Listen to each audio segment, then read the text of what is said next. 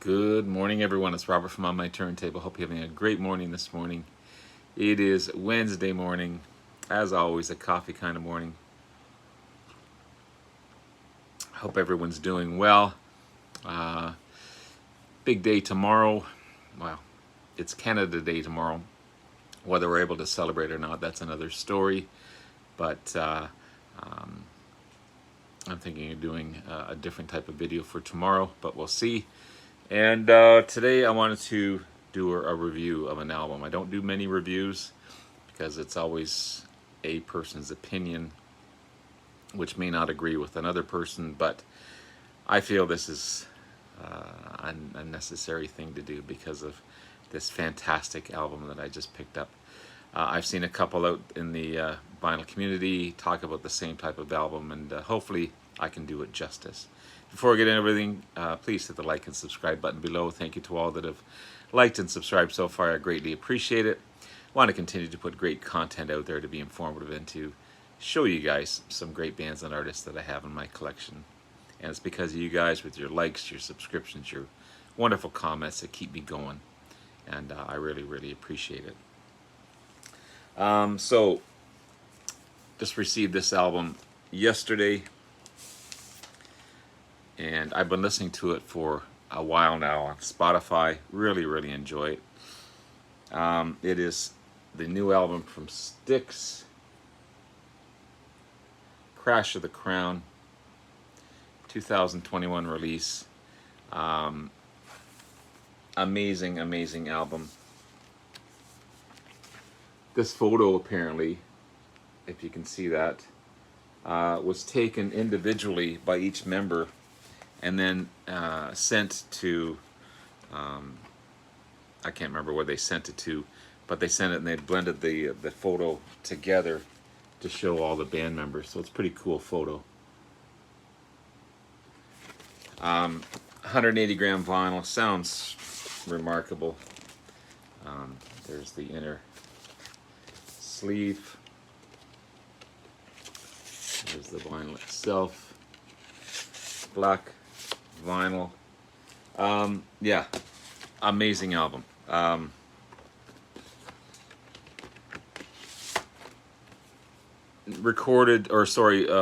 Conceived pre-pandemic.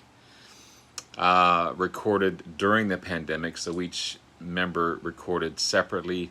So, for example, Lawrence Gowan, the amazing Canadian artist, recorded from his studio in Toronto. Tommy Shaw recorded from his studio where he was, and so on and so forth. And they all blended together, being not able to travel together to get to one location. But the result is remarkable. It's not quite a concept album, but every song relates, believe it or not, to the pandemic and what's happening. Whether they did that on purpose or not, or not necessarily that they did that on purpose. I don't know if it was the album's intention to react to the pandemic, but these songs just relate so dramatically and well to what's happening during the pandemic, and talks about adversities of what's going on and the triumphs of overcoming what's going on. It's got the basis of classic Styx without repeating itself, which means that it's got the classic synth sound, the great harmonies, the amazing guitar work, the acoustic work, the keyboard work that Styx is known for. But it's more advanced. It's more to date, I guess, because they didn't want to repeat themselves. And I've been listening to interviews by all these guys. They wanted to keep it true to the Styx fans, but they also wanted to make something new and refreshing, and I think it blended together and just definitely made it more. It's an album that you can't listen to the first time and say, oh, it's a fantastic album. It's an album that you have to listen to, and it's going to grow on you. as you understand the words and the meanings of the songs and everything else. Just remarkable. So it all started as a kind of a follow-up to 2017 release, and I don't mean that it's just a continuation of this album. When I say a follow-up, it means the continuation of making music as Styx, new music as Styx. So this was 2017 release, so there's quite a span between the two albums, but this was kind of the first new album by the band. Definitely a concept album, 17th studio album by the band. It's got progressive rock, it's got the classic rock, it's got, you know, everything else you wanted. But it was the band's first album since 2005's Big Bang Theory. And it's a great concept album with a mission to Mars. And it all started with a little ditty that Tommy Shaw made up, which appears at the end of the album. And the whole album was built around that little riff that he made. It's just remarkable. Written mostly by Tommy Shaw and Will Ivanovich, who worked with the Guess Who, Tommy Shaw band, the bluegrass band that Tommy Shaw had. And The Great Divide and Gone, Gone, Gone are big singles off of that. Features Tommy Shaw, great guitarist, mandolin player, the amazing Canadian artist Lawrence Gowan, who I'm so proud that he's in this band. I love Gowan as an artist in the 80s. You know, keyboards, piano, vocals, amazing vocals. He's got that range. He's not a Dennis DeYoung, but he doesn't have to be a Dennis DeYoung. He's his own man. And of course, James J.Y. Young, guitars and vocals. Ricky Phillips, bass player with the Babies and Bad English, and Coverdale Page, Ted Nugent, and Todd Zuckerman on drums. Amazing drummer. Drummer for Gowan, Tommy Shaw, Spinal Tap, and Brian Wilson. But yeah, remarkable album.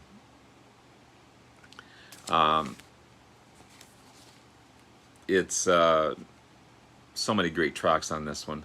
100 Million Miles from Home, funky tracks. Like, it's got funk, it's got rhythm and blues, it's got everything it needs. It's definitely a concept album. Awesome album. If you don't know the mission, definitely check this one out. I'm not reviewing this one, but it's a great newer album by Styx, and it's got that Styx sound, but it's much more, and it's all built around that mission to Mars. Awesome album. So getting back to Crash of the Crown, again, not quite a concept album, but it relates to what's happening today and the pandemic and what's going on. Again, filled with songs that have adversities and how they triumph over the adversities, the characters in the songs. And it's much more advanced than just a classic Styx sound. It's really remarkable. It's 4 years from the mission, when they did that mission, so it's 4 years later. And again, written pre-pandemic and during pandemic. So don't expect Grand Illusion, don't expect Paradise Theater. It's got that true Styx formula, but again, more advanced, if that makes any sense.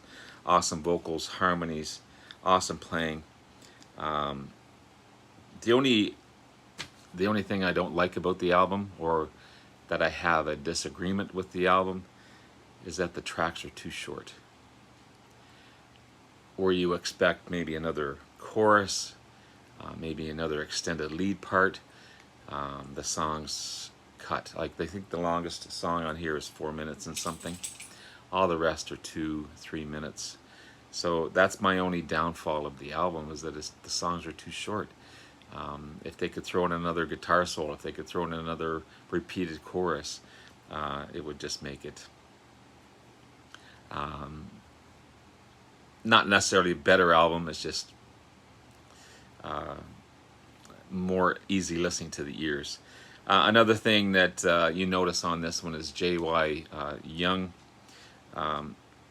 only sings lead on a part of a song, so he doesn't do his standard 1 or 2 tracks on these albums.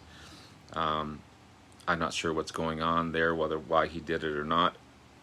Most of the leads are shared between Tommy Shaw and Lawrence Gowan, which is okay by me because they both are amazing singers. But J.Y.'s got that deep, deep voice, and you can definitely hear his lead work in the tracks, but he only sings part of a song, the title track actually, where for a first time in Styx history, I believe, all 3 members sing lead in that song. So it's kind of cool. But yeah, he's if you're looking for JY, he's not around for some reason. Gowan is remarkable, both as a player and a singer. JY's leads are just blistering, and the drumming by Todd Sucherman. Man, this guy is either highly underrated or he's been hiding from us. He's just an amazing drummer. He really, really is. Apparently he's got a museum of drums. Like, he's just that remarkable. Again, the only criticism I have of the album is that it's too short. The opening track, Fight of Our Lives, it's kind of an homage to Queen in a way. You got great harmonies and that Queen style lead sound. It's not mimicking Queen in any way, it's just an homage to them. Then you got A Monster, killer track with great leads, very progressive sound, great vocals that blend together, and again the drumming is so pronounced in this one. Great lead work as well. Just a really, really good track. And then you got Reveries, a great Styx style sound, and with Gowan on lead vocals, and it's kind of an anthem type of song as well. And I love the rhythm of that song. It just flows really nicely. Lawrence Gowan's got great vocal range. He's really a great performer. Hold Back the Darkness, nice and tasty tune, and great vocals again by Gowan. I love the intro. You can hear sound on a tin roof, so if you're listening to it with headphones, you can really hear it pronounced. And the track ends with that same rain sound on a tin roof. It's kind of haunting. Got guitar work kind of like a Crystal Ball or Man in the Wilderness. Again, a bit of a haunting sound as well. Powerful lead work that kind of brings you out of the darkness to end the track, and then again it fades away to that rain on the tin roof. It's a really cool track. Save Us From Ourselves, cool opener with the voice of Winston Churchill and his rally cry, and then gets into wonderful vocals by Tommy Shaw and tasteful guitar work on this one.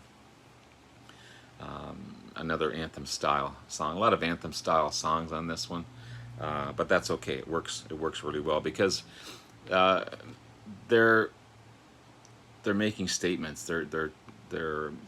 It's coming out of the darkness. Like, we've been in dark for 2 years now with all this crap going on, and this is a real look at that. how we've overcome. It's a really cool idea of an album, whether it was done purposefully or not. That's just how the album worked out. So the title track, Crash of the Crown, features all three lead vocals, and it's one of the less sounding Styx songs on the album. Still a great track, but it's almost three different songs as each singer sings. There's a different time signature on the song, so it's almost like three tracks put together to make one song.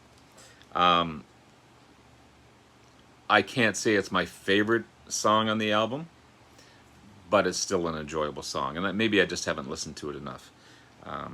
But and that's, I'm not putting down the song at all. It's just, and maybe I'm just getting used to the three different styles, because the song takes a lot to listen to because of the different tracks within. It's almost like they took three little short songs and put them together, but somehow it works and it blends. Then Our Wonderful Lives, really nice acoustic track by Tommy Shaw, strong acoustic opener again, great bass lines on this one as well, nice harmonies, another typical Styx sounding song. And Common Ground, great prog song. Todd Sucherman's drums are so good on this one, and leads into another great but too short solo. They need to be longer solos. Again, that's the only criticism of this album, is way too short. Way too short. Sound the Alarm, another rally cry by Tommy Shaw, sung so well. Great acoustic track. It's so true of what's happening today, and the lyrics kind of hit you when you hear this, and it takes you to what's actually happening today, and trying to come out of the darkness. So it's very, very prolific, very, very true to today, what's happening. And that's the strength of their writing, is that they're just so powerful. And that song builds into Long Live the King, another great but way too short track, but it's one of the great highlights of the album, and love the rhythm of the track as well. Lost at Sea starts off with a great cool little track, and then coming out the other side, bit of a softer track with some great slide work by Tommy Shaw, and then you got that nice piano work as well. They blend together between the two vocals by Lawrence and Tommy Shaw. Nice harmonies as well. Might be my favorite track on the album. It's everything just blends together. It's a cool rhythm of a track. It's really good. To Another Farewell, nice carnival-like short little ditty, and then it goes to Those, another one with a great classic sound. Sucherman's drums are tight and heavy, three-part harmonies again, and the album wraps up with Stream. Nice smooth track, kind of like Sweet Mademoiselle, that type of rhythm to the song. Amazing solo, clean and powerful, and it kind of fades out as the song ends and the album ends. Just remarkable tracks. There are, I think, 14 tracks on the album, 15 tracks on the album, and they did it right. They did it right. Classic Styx sounds with enough difference in the tracks to make it fresh, and that's what's important, because the fans want Styx, but they don't want to hear the same old thing happening again. You don't want to hear the fifth version of Grand Illusion. You don't want to hear the fifth version of Paradise Theater. But you want that classic Styx sound. I think Lawrence Gowan has been an amazing fit to the band. They've kind of gotten over their crap with Dennis DeYoung, even though his new album came out the same time this one did. I haven't heard it yet, but I've heard it's pretty good. People prefer this one over his, but I have to check that one out as well. The band is tight. They sound wonderful. Amazing vocals by Tommy Shaw and Lawrence Gowan. Amazing drumming by Todd Zuckerman. Overall, I would say 9 out of 10 on this one, for sure. I would give it a 10 out of 10, but the songs are too short. They end when you want more, and that's it. But anyway, guys, there's my review of this amazing album. Check it out. You won't be disappointed. It's amazing, and I love it. Anyway, guys, have yourself a wonderful day. I'll probably be back again tomorrow with another video, something pertaining to Canada Day. I'm showing some great Canadian artists probably. And take care. We'll talk to you again soon. Love you all. Bye now.